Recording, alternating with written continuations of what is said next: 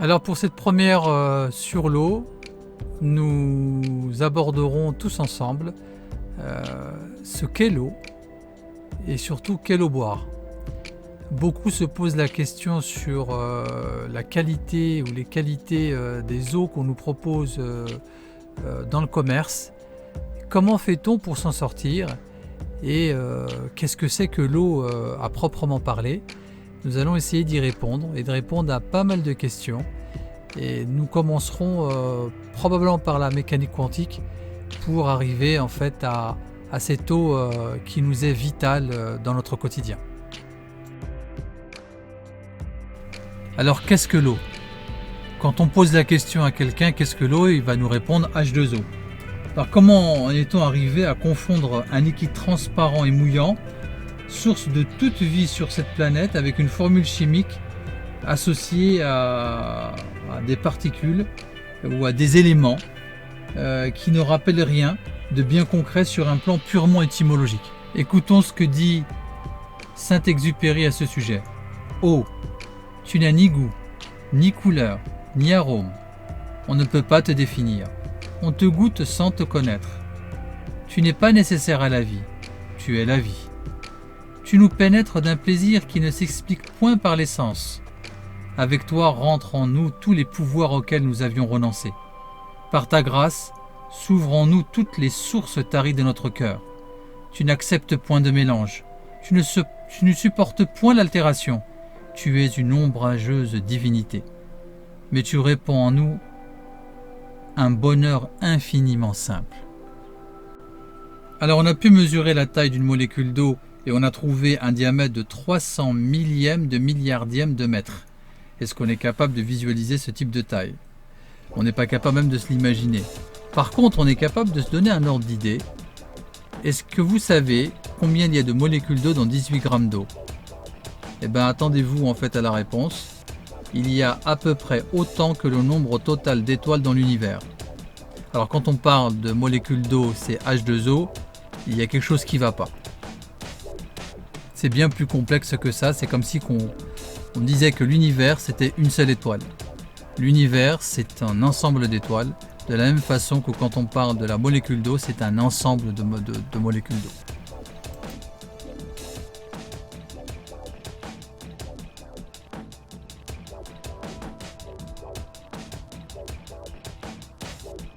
Alors cet ensemble de molécules d'eau, on les appelle des agrégats ou des clusters d'eau. Alors ces clusters agissent comme des cellules de la mémoire, où l'eau enregistre ce qui l'entoure, comme une bande magnétique. Les gens ne se doutent pas que l'eau interagit sous l'influence de la lumière ou sous l'influence d'un champ électrique. Alors la recherche scientifique aujourd'hui, au niveau de la chimie quantique, elle va vers cette direction, pour ne pas dire qu'elle a beaucoup avancé sur ce sujet. Alors on sait aujourd'hui que l'eau interagit avec son environnement, elle change à chaque micro-changement de son environnement. Une découverte extraordinaire. Les instruments ont aujourd'hui enregistré que chaque cellule de la mémoire de l'eau, de la taille d'1 micron, contient 444 000 tables d'informations. Alors chacune de ces tables peut enregistrer ses propres interactions avec son environnement. Si l'on considère un cluster comme un agrégat de molécules spécifiques, alors sa durée de vie est courte. Par contre, si on la considère comme une structure où les molécules d'eau peuvent quitter et réintégrer à loisir cette structure, alors sa durée de vie devient beaucoup plus longue. C'est justement cette stabilité du cluster qui a permis aux scientifiques aujourd'hui de considérer que l'eau a une capacité d'enregistrer et à stocker des informations. Alors l'eau est probablement un disque dur capable de stocker une quantité extraordinaire d'informations. Tout le travail est donc de comprendre son organisation. Tout le travail est de comprendre comment enregistrer ces informations, quelle est sa structure, et justement on voit la complexité de la molécule d'eau.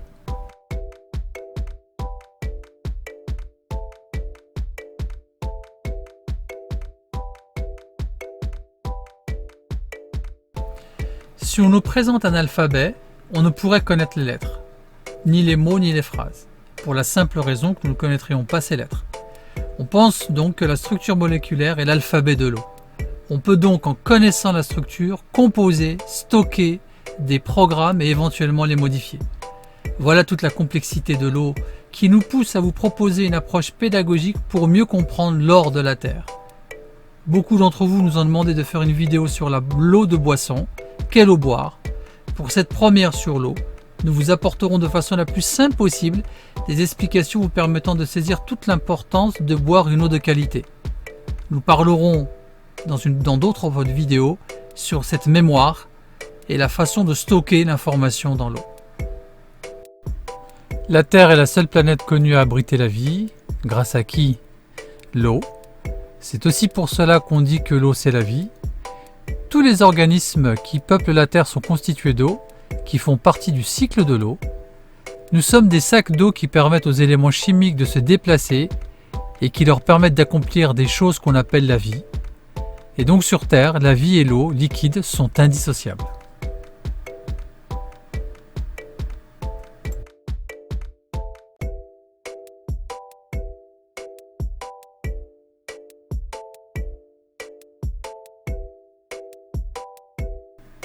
Alors l'eau n'est importante que si la nutrition est de qualité, on mange plus qu'on ne boit.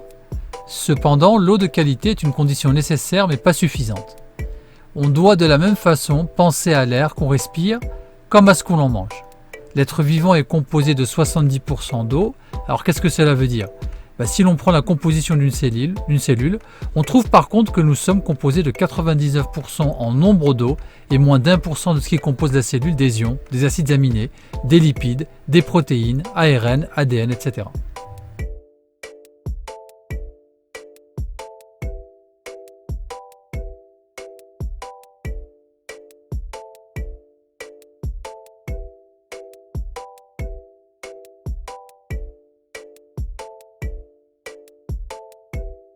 Alors comme vous le voyez sur ce tableau, l'eau représente 22 10 puissance 9 en nombre de molécules, les ions 121 millions, les acides aminés qui viennent après, les lipides, les nucléotides, les protéines, l'ARN, etc. Donc qu'est-ce que cela veut dire? Ça veut dire tout simplement que le pourcentage en masse d'eau dans la cellule est de 99%. Alors qu'est-ce que cela nous montre? C'est que la santé n'est pas dans la synthèse des protéines. Elle commence d'abord dans la façon dont nous gérons notre eau et nos ions. Car comme on peut le constater au vu du tableau, l'eau et les ions sont plus importants que le reste.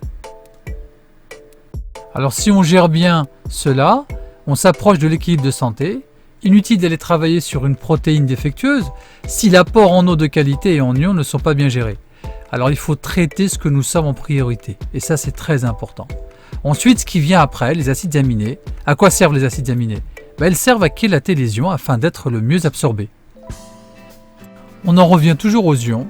Les lipides servent donc à réguler le flux des acides aminés car certains sont hydrophiles et d'autres hydrophobes afin de faire entrer les ions. Alors qu'est-ce qu'on en conclut? Au vu du tableau, la cellule est composée de 22 milliards de molécules d'eau et le total en tenant compte des ions, des acides aminés, des lipides, des nucléotides, des protéines, ARN, polysaccharides, ADN, etc. On est à plus de 22 milliards 437 millions 135 779. Ce rapport nous montre qu'il y a 99% de molécules d'eau dans la cellule. Conclusion, la cellule c'est d'abord de l'eau. Alors au niveau de la cellule et sa composition au niveau ionique, on a le potassium qui est le plus prépondérant, 66 millions. C'est l'ion le plus important. Si le potassium diminue, on a la vie qui est en péril. On trouve ensuite le magnésium, donc un élément aussi important. On a le sodium, le chlorure, l'hydrogénocarbonate qui régule le pH du sang. On a le calcium, donc le calcium est un élément important dans la cellule puisqu'il sert à l'apoptose de la cellule. Sans le calcium, la cellule ne peut pas se suicider, c'est l'agent de l'apoptose. Ensuite, on a les protons, 30 protons dans la cellule, ils sont recyclés, ce n'est pas une très grosse quantité.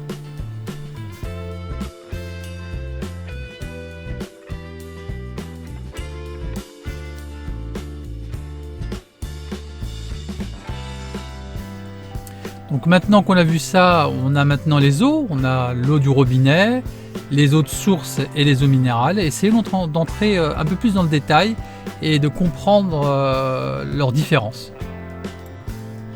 Alors pour les eaux du robinet et les différents types d'eau, et si on entre dans le détail au vu du tableau qu'on vous présente, Donc l'eau du robinet, leur origine, c'est les lacs, les rivières, les nappes phréatiques. Les traitements, c'est le traitement de potabilisation, désinfection chimique en grande partie. Leur composition, elle est variable, c'est tout à fait normal. On a d'une région à une autre, leur composition est différente, et surtout la composition en chlore. Ensuite, on a les eaux filtrées, donc toujours en fait les origines sont des lacs, rivières, nappes phréatiques. Les traitements chimiques sont des filtrations partielles de certains polluants en fonction de l'état et des caractéristiques de la cartouche. Donc on peut éliminer le chlore, les métaux lourds et certains polluants aromatiques, des médicaments, etc. Beaucoup de résidus médicamenteux. Et la composition, elle est variable, c'est tout à fait normal, c'est en fonction du type de filtration que l'on met en place. Ensuite, on a les eaux de source, donc c'est des eaux souterraines, donc protection naturelle est obligatoire, aucun traitement de désinfection, ça c'est très important, et la composition minérale, elle est connue, faible variabilité dans le temps. Ensuite, on a les eaux minérales naturelles, toujours souterraines, protection naturelle obligatoire, aucun traitement de désinfection. Donc on a obligation d'avoir une stabilité dans le temps au niveau de la composition et c'est un effet favorable à la santé reconnu par l'Académie de médecine.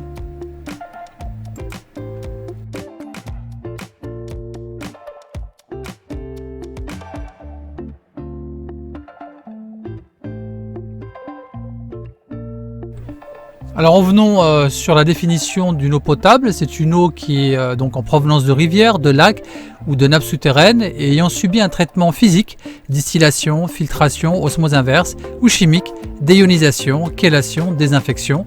Donc c'est une eau pour la consommation mais pas forcément une eau pour la santé.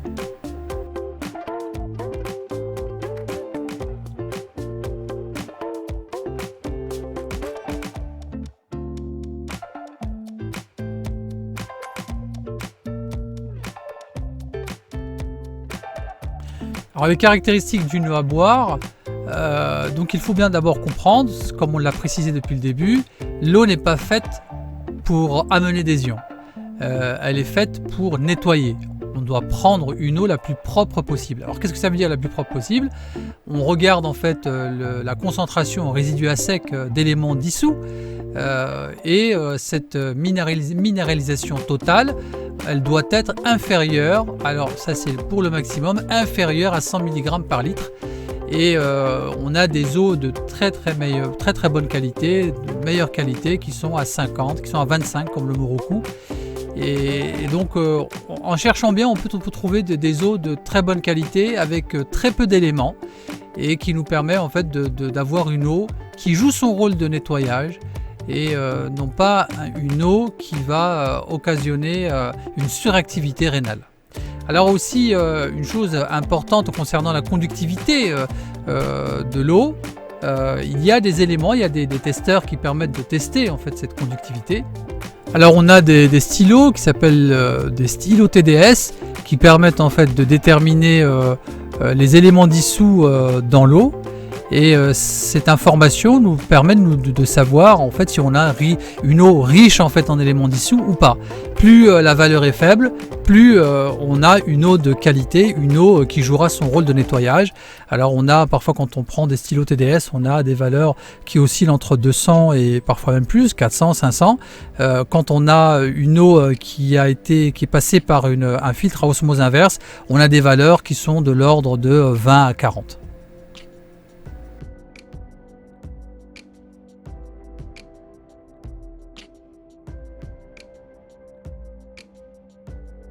Alors, essayons d'expliquer pourquoi ces ions ne peuvent entrer dans la cellule. Alors, toutes les cellules ont une membrane lipidique, comme vous le voyez en fait sur le schéma. Quand on souhaite entrer dans la cellule, on doit traverser cette membrane. Alors, cette membrane, elle est de quel type? C'est une membrane huileuse. Les ions ne sont pas solubles dans l'huile, et donc en buvant une eau avec des éléments dissous non solubles dans l'huile, ils restent à l'extérieur de la cellule et ne peuvent entrer. Et donc, qui traite cette eau avec ces minéraux non dissous, c'est qui? Ce sont les reins. Et on risque de trop faire fonctionner les reins. Comme on l'a dit, une suractivité rénale, ça peut poser des problèmes dans le temps.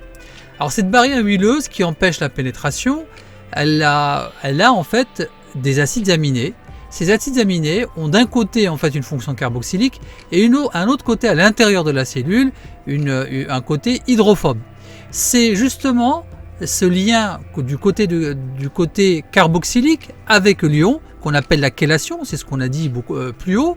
C'est cette chélation qui permet en fait à la cellule d'entrer, permet à l'ion d'entrer dans la cellule. Alors ils permettent l'entrée de certains ions dans la cellule, mais pas tous les ions.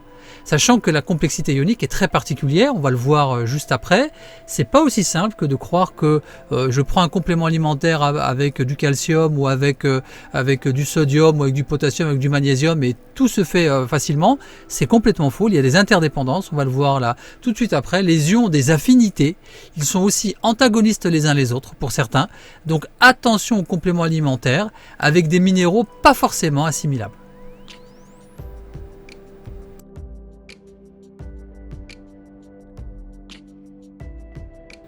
Alors prenons essayons de voir ensemble justement cette complexité ionique. Les moyens de faire assimiler certains ions et toute cette complexité. Alors ici on voit tous les éléments nécessaires à la vie. Ils servent aux protéines que l'on nomme, et c'est ce qu'on a déjà dit, qu'on nomme métalloenzymes, pour faire fonctionner certaines fonctions. Alors prenons l'exemple du cuivre-zinc. Si on prend les compléments alimentaires avec un excès de zinc, on risque d'inhiber les enzymes au cuivre, et réciproquement, si on ne prend pas suffisamment de cuivre. Alors, mais attention aussi, car le zinc, il est dépendant du fer, on le voit.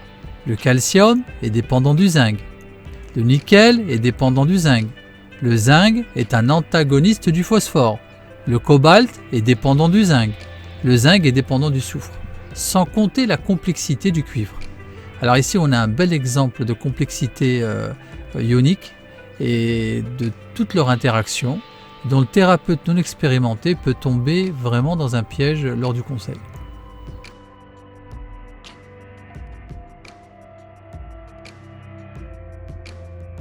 Alors quelle est la solution ? Pour éviter tous ces tracas, on prend du sérum de Quinton. Alors qu'est-ce que c'est ? Donc, quand on sait qu'on est déminéralisé, c'est la seule vraie solution. Tous ces ions sont amenés ensemble. L'organisme saura faire le tri, parce que l'organisme c'est aussi une machine très très intelligente. Alors pourquoi l'eau de mer ? Parce que les ions sont chélatés, ils sont avec leurs acides aminés, qui sont leurs transporteurs et qui les font passer par la barrière intestinale. Donc on n'a plus besoin d'acides aminés pour faire passer ces ions par la barrière intestinale. Alors, quand on est donc déminéralisé, on ne prend pas du magnésium ou du calcium, mais du sérum de Quinton, que l'organisme saura gérer parfaitement. Alors on a deux types sur le marché, on a l'isotonique pour les maladies chroniques sur du très long terme et l'hypertonique pour les sportifs qui ont besoin d'énergie disponible immédiatement. Ils peuvent prendre plusieurs ampoules par jour.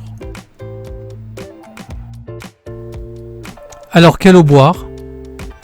On va vous en citer quelques-unes que vous pourrez trouver très facilement dans les centres commerciaux.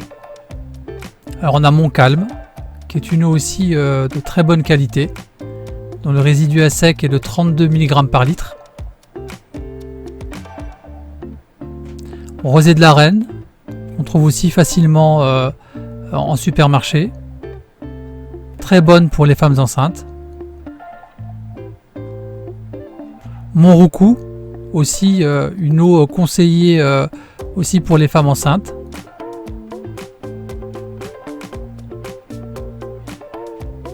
On a l'eau d'Auvergne, de la même façon qu'on trouve facilement à Carrefour, dont le résidu à sec est de 52 mg par litre. Comme on l'a précisé, il faut vraiment trouver des eaux inférieures à 100 mg par litre, c'est le maximum.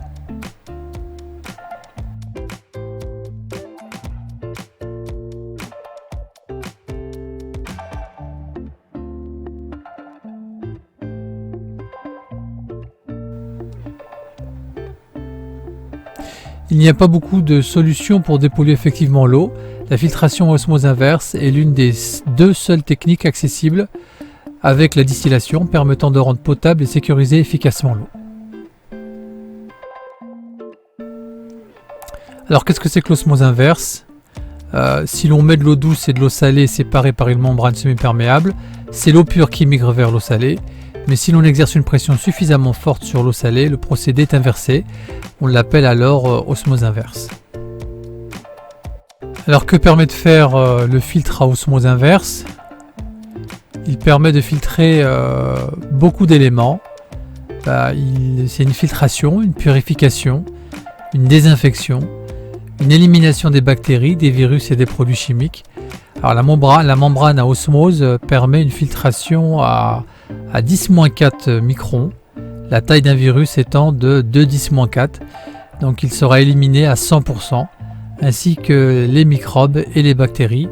Donc c'est pour vous dire l'efficacité du filtre à osmose inverse, sans compter le fait qu'il filtre tous les polluants, les métaux lourds, le chlore, qui est, comme on l'a précisé, une menace aussi dans le cadre de l'eau potable, une nécessité peut-être pour l'eau potable, mais en même temps qu'il faut absolument éviter, puisque c'est un état oxydant et qui active les virus quand on est dans un terrain oxydé. Alors voilà, on a dit beaucoup de choses sur l'eau. Pour cette première vidéo, nous avons traité de beaucoup de sujets, tant sur la partie quantique que sur la partie boisson, sur la partie minéraux et les interrelations entre les minéraux. Nous n'avons pas encore abordé l'aspect des vitamines et la relation entre les vitamines et les minéraux. Pour les prochaines vidéos, nous parlerons de l'eau de mer, l'eau de Quinton et son importance. Nous irons un peu plus loin que ce que nous avons dit dans cette vidéo. Nous irons beaucoup plus loin sur la partie chimie quantique de l'eau et plein d'autres sujets traitant sur l'eau. Merci encore pour toute l'attention que vous aurez apportée et que vous avez apportée pour cette vidéo. N'hésitez pas à liker et à très bientôt pour un sujet aussi passionnant que l'eau.